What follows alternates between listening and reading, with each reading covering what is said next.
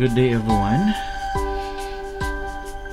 Ngayong araw na ito, bubuksan natin ang isa sa pinakamahiwaga, isa sa pinakamalalim at pinaka-glorious na bahagi ng banal na kasulatan, ang John chapter 1. Ang chapter na ito, dito natin makita ang foundational truth na si Jesus ay hindi lang basta tao, kundi siya mismo ang Diyos na nagkatawang tao.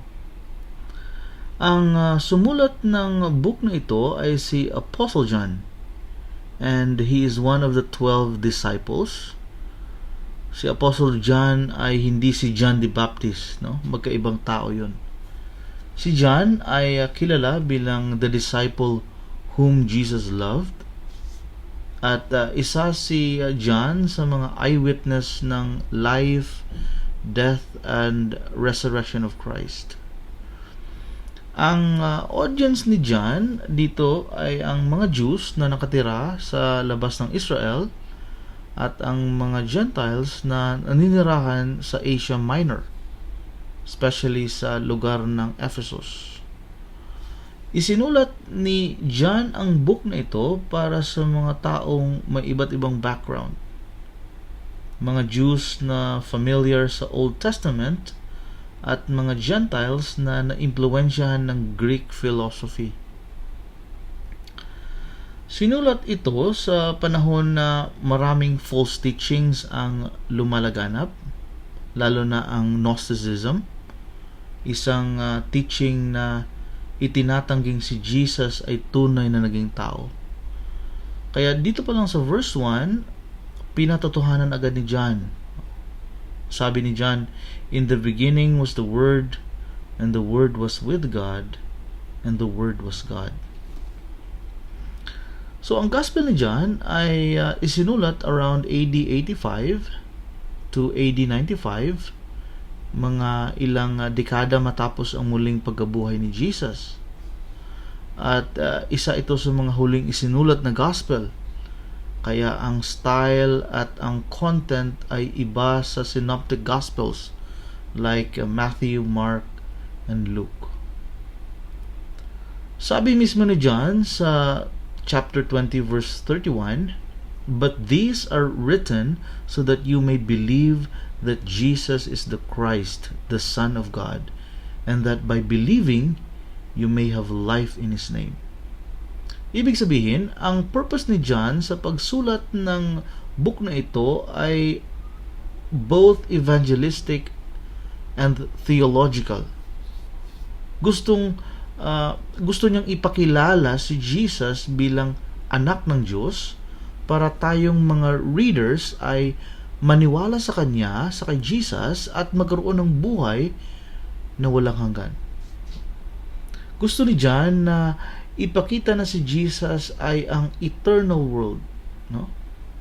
That Jesus existed before all things, and that Jesus is equal with the Father. So ang pagkilala ni John kay Jesus ay hindi lang galing sa personal na karanasan, kundi galing mismo ito sa revelation ng Panginoon kay John. So, bilang mananampalataya, naniniwala tayo na ang ating pananampalataya kay Jesus ay bunga ng sovereign grace ng Diyos sa ating buhay. It does not come from us, but is a gift from God. At ang book na ito, ang Gospel of John, kung mapapansin natin, si John lang ang walang parables, no? Pero siya rin ang may pinakamalalim na theology. Yung John chapter 1 verse 1 ay parang Genesis chapter 1 verse 1 na nagpapakita na si Jesus ay kasama sa simula pa lang ang paglikha.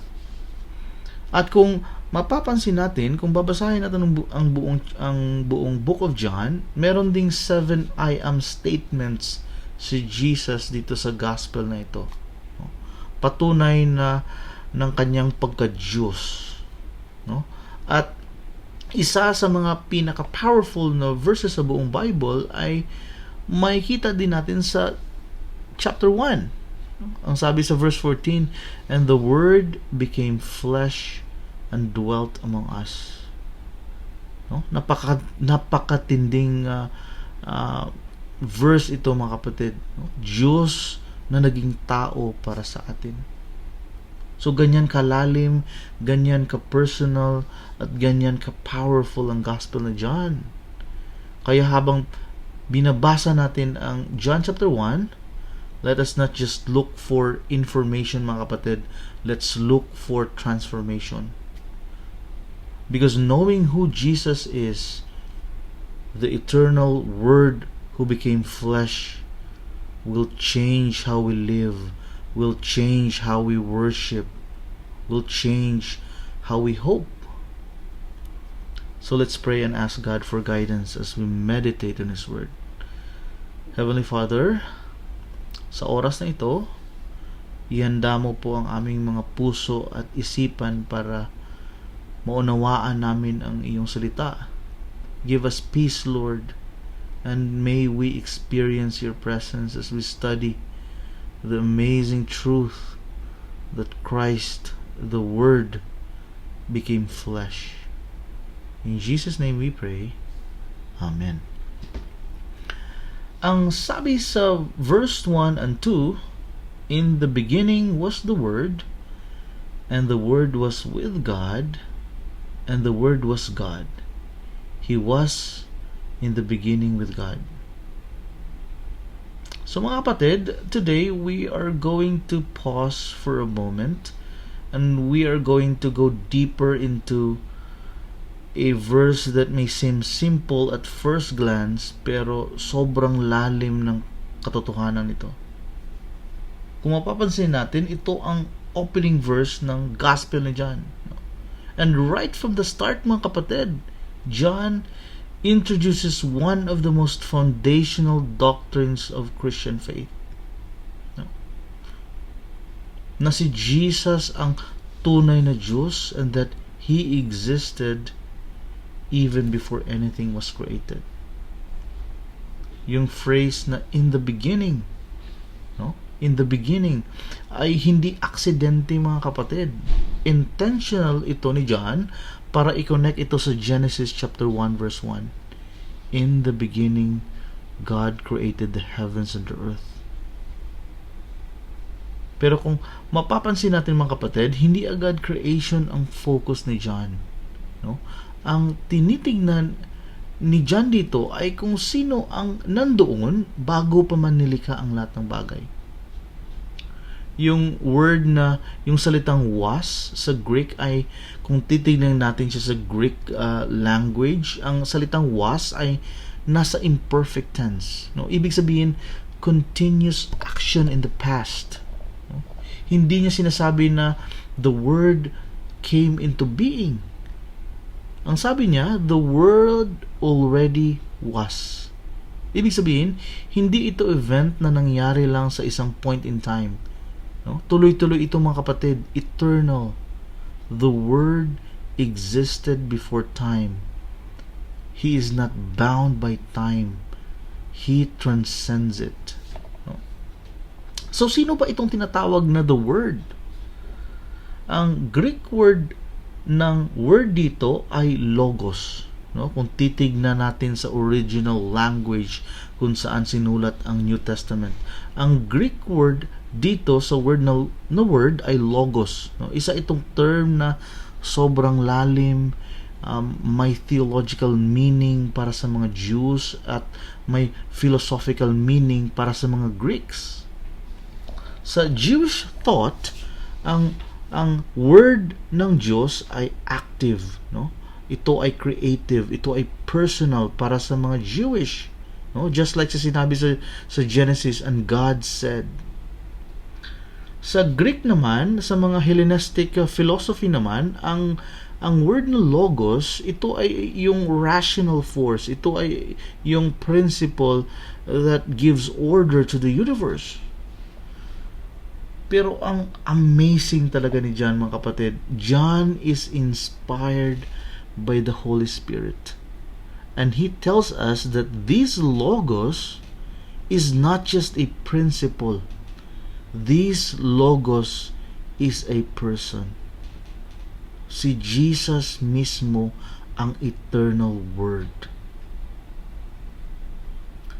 Noong panahon ni John, there are many different ideas about God. Yung mga Jews, naniniwala sila sa isang Diyos na sobrang transcendent, no?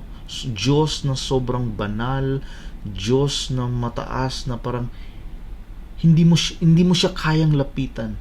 No? Yan ang paniniwala ng mga Jews. Yung mga Greek philosophers naman during sa time ni John, naniniwala sila sa isang philosophical divine reason. No? Isang idea na nagbibigay ng order sa mundo. Pero itong idea na ito, hindi ito personal. Yan ang paniniwala ng mga Greek philosophers. Pero si John, bilang isang inspired apostle, he covered both perspective and he said, ang Diyos ay hindi lang basta idea, siya ay isang persona. At ang persona na ito ay ang Logos, si Jesus. Ang sabi sa passage, and the Word was with God. Sa Greek language, ang phrase na ginamit dito ay proston theon. And the Word was with God. Proston theon. Ibig sabihin ito ay intimate. Ito ay face-to-face relationship. No? Hindi lang ibig sabihin na kasama lang niya ang Diyos, kundi may lalim at may personal na fellowship sa loob ng Diyos mismo. Mga kapatid, dito natin makikita ang relational nature ng Trinity. No? Dito natin makikita na may distinction sa persona ng Trinity, pero iisa ang pagka-Diyos. Ang sabi sa passage, and the Word was God. Mga kapatid, kung mapapansin natin, hindi sinabing the Word was a God. Ang sabi, and the Word was God. Sa original Greek language ng Bible, yung salitang God dito ay theos, no? Walang the sa harap niya, no? Walang definite article. Pero hindi dahil mababa ang word, mga kapatid, kundi dahil gustong ipakita ni John kung ano talaga ang nature or ano talaga ang likas na pagkatao ng word na ito, na siya mismo ang tunay na Diyos. Hindi ito tungkol sa position. It's about His identity. Kaya ang tamang pagkaintindi ay ganito, mga kapatid. The Word was truly God. Or kung sa Tagalog, ang salita ay likas na Diyos. Si Jesus ay hindi nilalang. Si Jesus ay Diyos mismo, co-equal, co-eternal with the Father. Mga kapatid, ito ay hindi simpleng theological footnote. Dito mismo nakasalalay ang buong pananampalataya ng mga Kristiyano. Kung si Jesus ay hindi Diyos, then His death means nothing and His resurrection has no power. Pero dahil si Jesus ay tunay na Diyos, bawat ginawa ni Jesus, from His sacrifice to His victory over death, yan ay may infinite worth. No? Yan ay may eternal significance. Ngayon sa panahon natin, mga kapatid, marami pa rin ang naniniwala na si Jesus ay mabuting tao. Marami ang naniniwala na si Jesus ay magaling na teacher. Marami ang naniniwala na si Jesus ay prophet. Pero hindi natin tinanggap na si Jesus ay Diyos. Kaya dapat nating tandaan, mga kapatid, according to the Word of God, Jesus is eternal. Iba si Jesus sa Ama, pero siya rin ay tunay na Diyos. Co-equal, co-eternal, and divine. Kaya tanungin natin ang ating mga sarili, mga kapatid. Kung si Kristo ay tunay na Diyos, sumusunod ba talaga tayo sa Kanya? Do we live as if He has full authority over our lives? Ang sabi sa chapter 3, all things were made through Him, and without Him was not anything made that was made. Mga kapatid, mula sa pagpapakita ng pagka-Diyos ng salita sa verses 1 and 2, ngayon naman ay dumilipat tayo sa isang equally glorious truth, no? Ang pagiging manlilikha ni Jesus. If there is any doubt about who Jesus really is, this verse makes it clear, mga kapatid. He is the Creator, not the created. Kung titignan natin ang salitang made na ginamit dito ay galing sa Greek word na egeneto. Ito ay nasa aorist tense, mga kapatid. Kung titignan natin sa grammar, ang word na made nasa aorist tense. No, ibig sabihin ito, tapos na, no? Completed action in the past. Hindi ito isang process na ongoing, mga kapatid. It is a definite, complete, and powerful act of creation. Ipinapakita nito na si Jesus, ang eternal logos, ang mismong pinagmulan ng lahat ng bagay. Yung phrase na through Him, mga kapatid, yan ay galing sa Greek word na dia, na ginamit para ipakita na siya ang instrument na ginamit sa paglikha. In short, ang Diyos Ama ang nag-utos, but it was the Son Jesus who actively carried out. Siya mismo ang gumawa, mga kapatid. The Father willed it, but the Son, the Logos, was the one who brought creation into existence.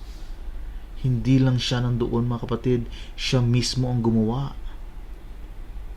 Hindi sinabi ni John na si Jesus ay tagapanood lang or observer lang habang nililikha ang mundo. Ang sinasabi ni John, lahat ng bagay ay ginawa sa pamamagitan ni Jesus. Walang kahit isang atom, walang kahit isang molecule,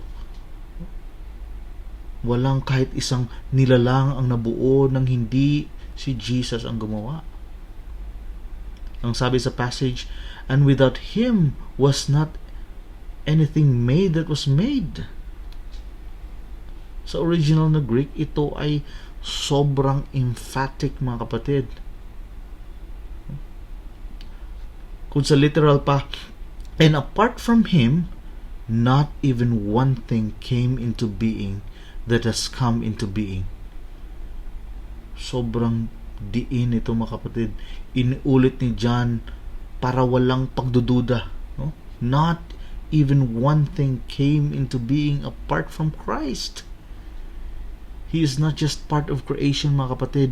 Jesus is the Creator, the eternal Logos who brought all things into being. So, noong panahon ng early church, ginagamit ng mga Kristiyano ang verse na ito bilang panlaban nila sa mga maling katuruan, lalo na sa mga Arianism. No? Yung mga Arians, during the time, sinasabi nila na si Jesus ay nilikha lang ng Diyos, na si Jesus ay hindi tunay na Diyos. Pero mga kapatid, malinaw ang sinabi ni John, kung si Jesus ang lumikha ng lahat ng bagay, hindi si Jesus pwedeng kabilang sa mga nilikha. Jesus is on the side of Creator, not the creature. At may isa pang maling katuruan noong unang panahon, mga kapatid, yung Gnosticism. Naniniwala ang mga Gnostics na masama daw ang physical world. At ang world na ito ay hindi ginawa ng tunay na Diyos. Pero mga kapatid, ang sabi ni John ay kabaligtaran. Ang sabi ni John, ang mundo ay nilikha mismo ng anak ng Diyos. Nilikha ito ng eternal Logos. Therefore, ang creation ay hindi masama. No? Creation is good because Christ Himself made it. Kung si Jesus ay creator, ibig sabihin, si Jesus rin ang may absolute authority sa lahat ng bagay. Siya ang may kapangyarihan sa kalikasan. Siya ang may kapangyarihan sa kasaysayan. Siya ang may kapangyarihan sa ating katawan. Siya ang may kapangyarihan sa bawat details ng ating buhay. There is no part of our life that is not within His hand. At hindi lang yan, mga kapatid, siya rin ang sustainer. Sabi nga sa Colossians chapter 1 verse 17, in Him all things hold together. Ibig sabihin, hindi lang ni Jesus tayo nilikha, He is also the one who continues to sustain our existence. Without Jesus, everything would fall apart. Mga kapatid, kung si Jesus ang lumikha ng lahat ng bagay, mula sa bituin, sa langit, hanggang sa pinaka-detail na bahagi ng DNA, hindi ba't kaya rin niyang buuin ang pusong wasak? Kung kaya ni Jesus likhain ang buong universe out of nothing, kaya rin ni Jesus ayusin ang buhay mong magulo, mga kapatid. Kaya niya rin ayusin ang pamilya mong sira-sira. Kaya niya rin ayusin ang kinabukasan mong parang walang direction. Kaya't ang tanong, mga kapatid, do you trust Him as the creator of your life? Or are you still the one trying to cling, to control your own world? Ang sabi sa verse 4, in Him was life, and the life was the light of men. Mga kapatid, sa puntong ito, mas lalo pang pinapalalim ni John ang pagpapakilala sa Word. Hindi lang sinasabi na si Jesus ang creator ng lahat, ngayon ay sinasabi rin na si Jesus mismo ang buhay. At ang buhay na ito ay liwanag ng sangkatauhan. Yung phrase na in Him was life, ang word na life dito ay hindi lang physical life, kundi ito ay tumutukoy sa spiritual and eternal life. No? Ang mismong buhay ng Diyos. Hindi ito buhay na natanggap niya mula sa iba. Siya mismo ang source ng buhay.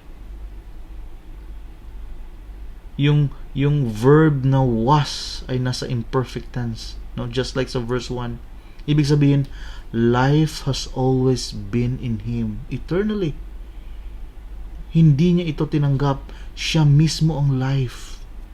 Kaya si Jesus ay hindi lang basta rabbi, hindi lang siya basta teacher. Si Jesus ay ang pinagmulan ng tunay na buhay. Ang sabi sa passage, and the life was the light of men. So dito natin makikita na inseparable ang connection ng life at light. Kung titignan natin sa Greek, walang ang salita, walang and sa pagitan nila. That's why ang phrase na ito ay copula clause. No? Kaya pwede natin itong basahin bilang the life itself was the light of men. Anong ibig sabihin nito, mga kapatid? Yung eternal life na naggaling kay Kristo, yun din ang nagbibigay liwanag sa kaisipan. Yung eternal life na galing kay Kristo, yun din ang nagbibigay liwanag sa puso, nagbibigay liwanag sa kaluluwa ng tao. It brings moral clarity, it brings spiritual truth, it brings redemptive hope, mga kapatid. Kung gusto mong makakita ng liwanag sa buhay mo, magsimula ka kay Jesus, mga kapatid, because Jesus is the life and the light of mankind. Sa Jewish background, ang light ay palaging symbol ng presence at katotohanan ng Diyos. Sabi nga sa Psalms chapter 27 verse 1, sinabi ni David, "The Lord is my light and my salvation." Kaya ang claim ni John dito ay isang sobrang bigat na theological statement. No? Ang claim niya, ang Diyos ang nagbibigay liwanag sa Israel. No? No? Ang Diyos na nagbibigay liwanag sa Israel ay walang iba kundi ang eternal Logos na naging tao, si Jesus.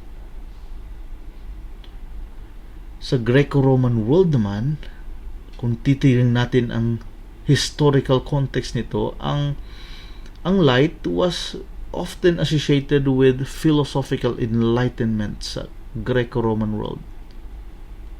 Pero si John, hindi siya tumutukoy sa head knowledge lang. No? Ang light na tinutukoy niya ay redemptive truth. No? Light na nagbibigay ng bagong buhay. Light na nagbibigay ng bagong pag-asa. Light na nagbibigay ng tunay na kaalaman about sa Panginoon. Mga kapatid, ang mundo ay nasa dilim. Hindi lang dahil sa ignorance, kundi dahil sa kasalanan. Sabi nga sa John chapter 3 verse 19, "People love darkness rather than light because their works were evil." Kaya ang tunay na kailangan ng tao ay hindi lang dagdag na information, kundi transformation. And that change only comes when we accept the life and light that comes from Christ. Mga kapatid, walang psychology, walang education, at walang human wisdom ang makakalutas ng spiritual darkness na ito. No? True life and light are found only in the Word. It is found only in Jesus. Mga kapatid, pansinin natin ang mga nangyayari sa paligid natin. Ang daming kasinungalingan, ang daming kalituhan pagdating sa tama at mali. Even sa social media, no? Sa mga balita, sa school, iba-iba ang sinasabi, mga kapatid. Ang daming mga boses. Pero ang tanong, sino ba ang pakikinggan natin? Kung si Jesus ang tunay na buhay at tunay na liwanag, bakit pa tayo naghahanap ng gabay sa madilim na mundo? Bakit tayo nagtitiwala sa opinion ng tao kaysa sa salita ng Diyos na totoo at walang hanggan? Mga kapatid, come to the Word every day. Hindi lang ito basta Bible reading, mga kapatid. Ito ang light ni Jesus para sa puso mo. Kung gusto mong makita ng malinaw ang direction sa buhay mo, you soak in the Word of God, and there you will be enlightened.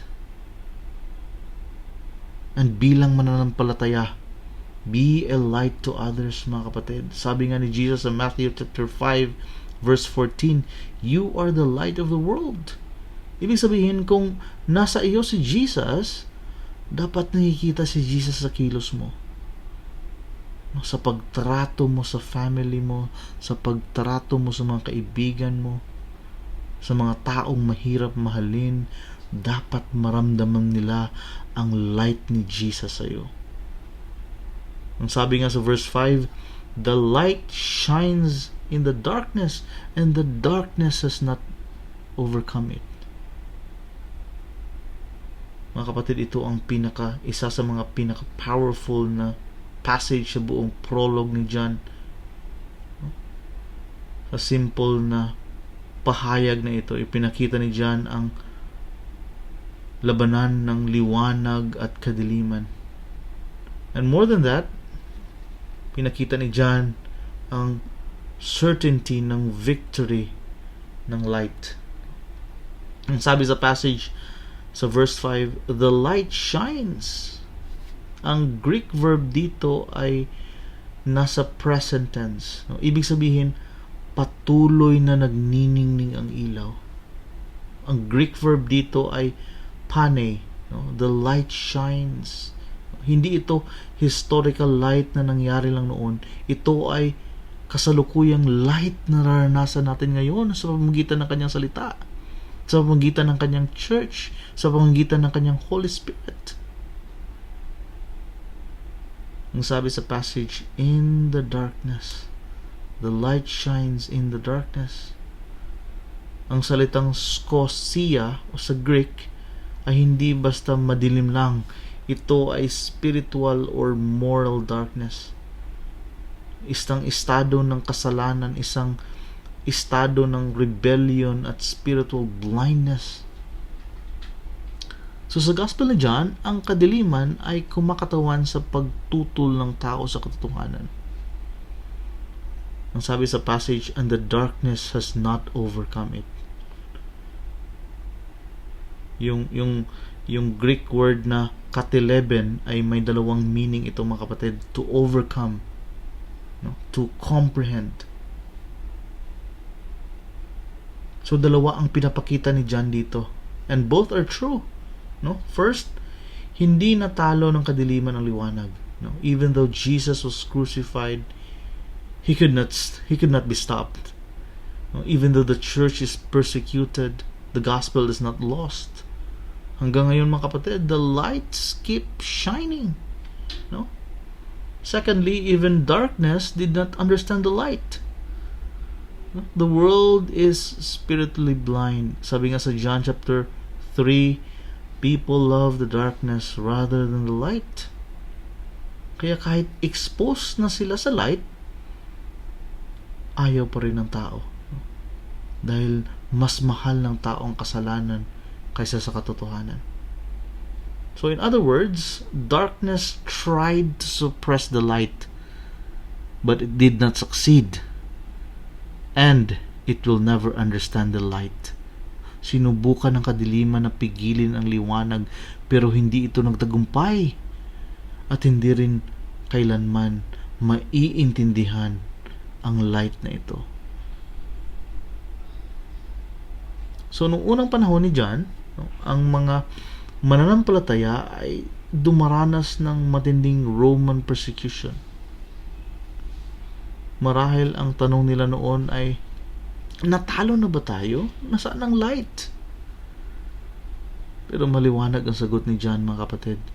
The light shines, present tense, and the darkness has not overcome it. At sa buong kasaysayan ng church, mga kapatid, paulit-ulit itong napatunayan.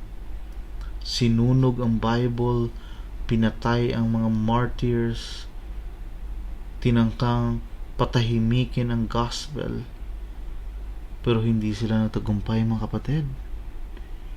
Hindi kailanman nanalo ang kadiliman. Mga kapatid, whether personal or societal, we live in a world filled with darkness, broken family. Ang society natin is full of lies. Ang health natin is declining.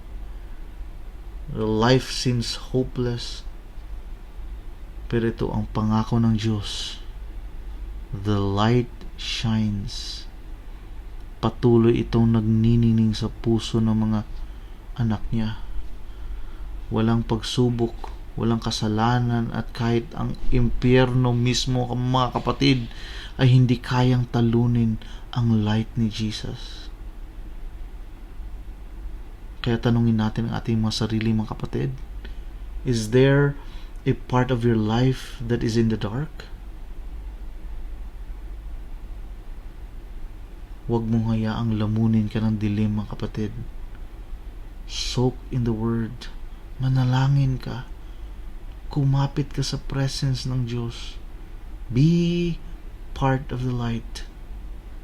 Dahil sa huli, hindi ang mundo ang magtatagumpay, kundi ang liwanag ni Kristo. Let us pray. Heavenly Father, salamat po dahil ikaw ang tunay na light sa gitna ng dilim.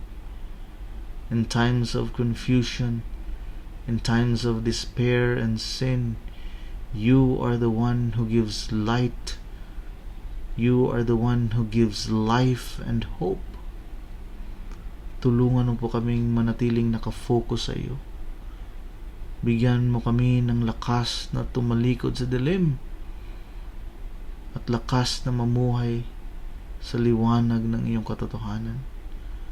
Let our words, let our actions, and let our lives shine forth, and let others see you in our lives. For in Jesus' name we pray. Amen.